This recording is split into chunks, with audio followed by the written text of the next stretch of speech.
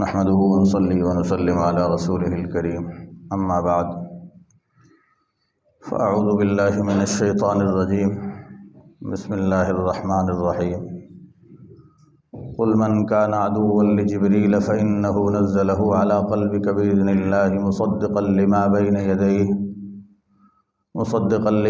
يديه وهدى وبشرى للمؤمنين من كان عدوا لله وملائكته ورسله وجبريل وميكال فإن الله عدو للكافرين وَلَقَدْ أَنزَلْنَا إِلَيْكَ آيَاتٍ بَيِّنَاتٍ وَمَا يَكْفُرُ بِهَا إِلَّا الْفَاسِقُونَ وَكُلَّمَا عَاهَدُوا عَهْدًا نَبَذَهُ فَرِيقٌ مِّنْهُمْ بَلْ أَكْثَرُهُمْ لَا يُؤْمِنُونَ۔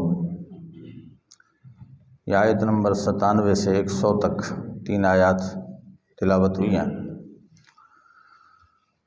فرما دیں آپ، وہ شخص جو ہے دشمن جبرائیل کا، پس تحقیق اسی جبرائیل نے اتارا ہے اس قرآن کو آپ کے دل پر اللہ کے حکم کے ساتھ، تصدیق کرنے والا ہے اس چیز کی جو اس سے پہلے ہے، اور راستہ دکھانے والا ہے، اور بشارت ہے ایمان والوں کے لیے۔ اور جو کوئی دشمن ہے اللہ کا اور اس کے فرشتوں کا اور اس کے رسولوں کا اور جبرائیل کا اور میکائیل کا، پس تحقیق اللہ دشمن ہے کافروں کا۔ اور البتہ تحقیق اتاری تجھ پر ہم نے واضح نشانیاں، نہیں انکار کرے گا ان نشانیوں کا مگر نافرمان لوگ۔ کیا جب کبھی عہد کیا ان لوگوں نے کوئی عہد و پیمان کرنا تو توڑ دیا اس کو ان میں سے ایک فریق اور ایک جماعت نے، بلکہ اکثر ان میں سے ایمان نہیں رکھتے۔ صدق اللہ العظیم وصدق رسولہ النبی الکریم ونحن علی ذلک من الشاہدین والشاکرین والحمد للہ رب العالمین۔ اللہم صلی علی سیدنا محمد النبی الامی وعلی آلہ واصحابہ وسلم تسلیما۔ قابل صد احترام بزرگوں، بھائیوں،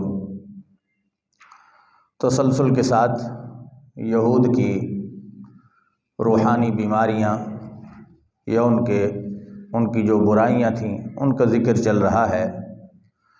ان آیات میں بھی اسی سلسلہ کا بیان ہے، اور ان کا قرآن پر یا صاحب قرآن جناب رسول اللہ صلی اللہ علیہ وسلم پر ایمان نہ لانے کا ایک بہانہ یا ایک عذر، اس کو اللہ پاک بیان کر کے پھر اس کا رد فرماتے ہیں۔ یہود کے جو قبائل مدینہ میں آباد تھے، ان کے مختلف وفود کی شکل میں یا انفرادی طور پر رسول اللہ صلی اللہ علیہ وسلم کے پاس آتے، حضور ان کو دعوت ایمان دیتے، تو ان میں سے ایک عالم تھے ان کے یہود کے، جن کا نام عبداللہ تھا اور ابن سوریہ کے نام سے مشہور تھے۔ حضور علیہ السلام کے پاس آئے، حضور نے ان کو دعوت ایمان دی، تو پوچھتے ہیں حضور سے کہ یہ بتاؤ تم پر وحی لے کر کون آتا ہے؟ تو حضور نبی کریم صلی اللہ علیہ وسلم نے فرمایا میرے پاس وحی جبرائیل امین لاتے ہیں، اور تقریباً اکثر انبیاء کے پاس وحی لانے والے یہی فرشتے ہیں، اور یہ سید الملائکہ، تمام ملائکہ کی اس قوم کے سردار ہیں، اللہ کے مقربین فرشتوں میں سے سب سے مقرب اقرب ترین۔ تو حضور نے فرمایا میرے پاس جبرائیل وحی لاتے ہیں۔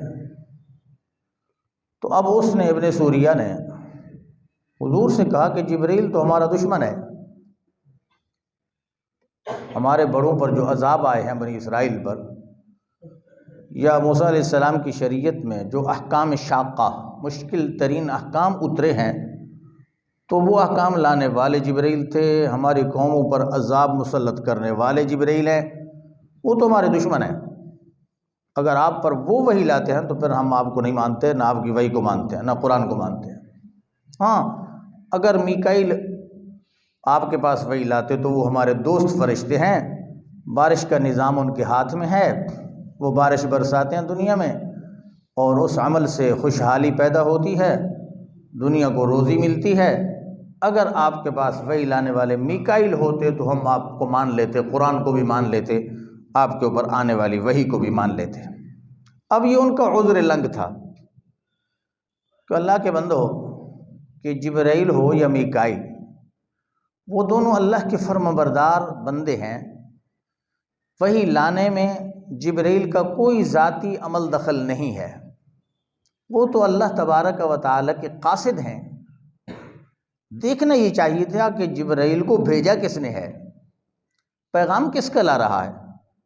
اگر اللہ یہی پیغام میکائیل کو دیتے، اسرافیل کو دیتے، کسی دوسرے فرشتے کو دیتے، وہ بھی یہی عمل کرتا جو سیدنا جبرائیل کر رہے ہیں۔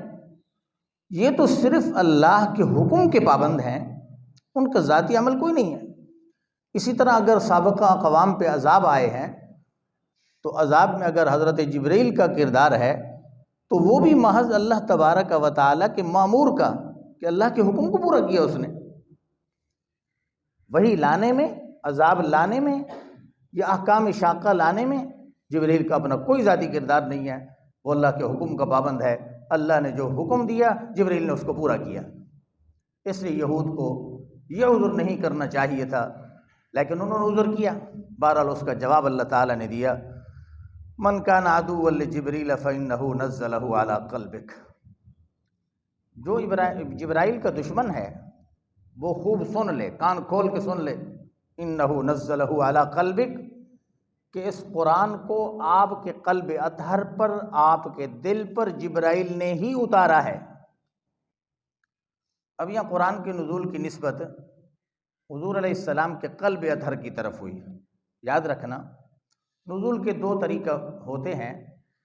ایک طریقہ یہ ہے کہ قوت سماع کان کے ذریعے سے آواز دل تک پہنچائی جائے، جس طرح پوری امت کے لوگ ہم کرتے ہیں کہ ہم قرآن پڑھتے ہیں تو پہلے ایک شاگرد استاد کے سامنے بیٹھتا ہے، استاد تلاوت کرتا ہے، استاد کی آواز کان میں پہنچتی ہے، پھر کان کے واسطے سے دل تک پہنچتی ہے۔ دوسرا یہ کہ دل تک پہنچانے میں کان واسطہ نہ ہو، بلکہ براہ راست اللہ تبارک و تعالیٰ کی طرف سے اس چیز کا القاء دل پر ہی ہو۔ رسول اللہ صلی اللہ علیہ وسلم پر جب وحی آتی تھی تو یاد رکھنا کان کا واسطہ نہیں ہوتا تھا، بلکہ یہ براہ راست جبریل امین کی آواز رسول اللہ کے قلب اطہر پر ہوتی تھی۔ اس لیے قرآن نے اس مقام پر براہ راست اس نزول کی نسبت آپ کے قلب کی طرف کی ہے، نزلہ علی قلبک، کہ جبرائیل نے ہی آپ کے دل پر اس قرآن کو اتارا ہے۔ اب وجہ فرق بھی سمجھیں کہ جو آواز کان کے ذریعے سے دل تک پہنچتی ہے وہ بسا اوقات سنی ہوئی چیز انسان یاد رکھتا ہے، بسا اوقات بھول جاتا ہے، لیکن جو چیز براہ راست دل پہ پہنچی ہے پھر وہ بھولتا نہیں ہے، وہ محفوظ ہو جاتی ہے۔ اس لیے اللہ تبارک و تعالی نے نزول وحی کی نسبت آپ کے دل کی طرف فرمائی ہے۔ تو آپ صلی اللہ علیہ وسلم پر جب وحی نازل ہوتی تھی، حدیث شریف میں آتا ہے، ام المومنین سیدہ عائشہ صدیقہ رضی اللہ تعالیٰ عنہ فرماتی ہیں، سخت سردی کے موسم میں بھی جب آپ پر وحی آتی تو آپ کے یہ ظاہری حواس جو ہیں، کان ہے، آنکھ ہے، یہ سارے حواس معطل ہو جاتے تھے، یعنی بظاہر ان کی کار فرمائی یا ان کا تصرف، ان کا عمل کچھ بھی نہیں رہتا تھا۔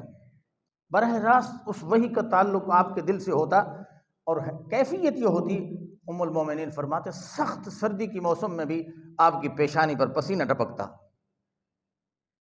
یہ ایک وحی کا بوجھ تھا جس کی قبول کرنے کی صلاحیت خالق کائنات نے نبی کریم صلی اللہ علیہ وسلم کی ذات اقدس میں پیدا فرمائی۔ تو اس طرح یہ قرآن آپ پر نازل ہوا۔ آگے فرمایا نزلہ علی قلبک، جبرائیل نے اتارا ہے، لیکن اپنی منشا سے نہیں، فرمایا باذن اللہ، اللہ کے حکم سے۔ اس لیے جبرائیل کے ساتھ دشمنی رکھنے کی کیا وجہ ہے؟ مصدقا لما بین یدہ۔ آگے قرآن کی 3 صفات ذکر کی اللہ پاک نے کہ یہ جو جبرائیل امین نے وحی نازل کی آپ کے دل پر، اس کی کیفیت کیا ہے؟ پہلی صفت مصدقا لما بین یدہ، کہ قرآن تصدیق کرنے والا ہے ان کتابوں کی جو قرآن سے پہلے ہیں، یعنی انجیل حضرت عیسیٰ علیہ السلام کی کتاب، قرآن اس کے لیے بھی مصدق، موسیٰ علیہ السلام پر آنے والی کتاب تورات، قرآن اس کا بھی مصدق، داؤد علیہ السلام پر آنے والی کتاب زبور، قرآن اس کا بھی مصدق۔ اسی طرح حضرت ابراہیم کے صحیفے ہیں، دوسرے انبیاء کے صحیفے ہیں، قرآن نے ان تمام کتابوں کی اور ان تمام صحائف کی تصدیق کی ہے، اس لیے قرآن کو ان کا مصدق ہے۔ جب قرآن ان کتابوں کا مصدق ہے تو قرآن کی تصدیق کرنا حقیقت میں ان کتابوں کی تصدیق ہے، تورات کی تصدیق ہے، انجیل کی تصدیق ہے، زبور کی تصدیق ہے۔ تو قرآن کی یہ صفت۔ دوسری صفت فرمائی وہدن، کہ انسانیت کے لیے صراط مستقیم اور اللہ تک جو پہنچنے کا راستہ ہے، قرآن وہ راستہ دکھاتا ہے، اس راستے کا ذریعہ ہے۔ اور تیسری چیز وبشریٰ للمؤمنین، کہ قرآن کی صفت یہ ہے کہ اہل ایمان جو اللہ کے احکام کو مانتے ہیں، اس وحی پر ایمان لاتے ہیں، یقین صادق اور یقین محکم رکھتے ہیں، فرمایا ان کے لیے بشارتیں ہیں، خوشخبری دینے والا کلام ہے۔ آگے فرمایا من کان عدوا للہ وملائکتہ، یہود سے ہی خطاب تھا کہ جو اللہ کا دشمن ہو، اللہ کے ملائکہ فرشتے کا دشمن ہو، ورسلہ، ان کے رسولوں کا، سارے رسولوں کا ضروری نہیں، رسولوں میں سے کسی ایک رسول کے ساتھ دشمنی رکھی تو سمجھو وہ سب کا دشمن ہے۔ وجبرائیل، اب ملائکہ میں جبرائیل شامل تھا، لیکن اللہ تعالیٰ نے اس کا نام صراحتاً ذکر فرما کر اس کی اہمیت کو اجاگر کیا کہ جو کوئی جبرائیل کا دشمن ہے، میکائیل کا دشمن ہے، فرمایا حقیقت یہ ہے کہ یہ دشمنی اپنی جگہ۔ اب اللہ کی طرف سے اعلان کیا ہے، فرمایا ان دشمن رکھنے والوں کا اللہ دشمن ہے، ان دشمنی رکھنے والوں کا۔ اب جس کا خدا دشمن ہو، یہود اسی کا مصداق ہے، صراحتاً کہہ رہے ہیں کہ ہم جبرائیل کے دشمن ہیں، جبرائیل ہمارا دشمن ہے۔ اب اللہ فرماتے ہیں جو جبرائیل کا دشمن ہے، خدا اس کا دشمن ہے۔ اب خدا جس کا دشمن ہو، بتاؤ کبھی اس کو ہدایت مل سکتی ہے؟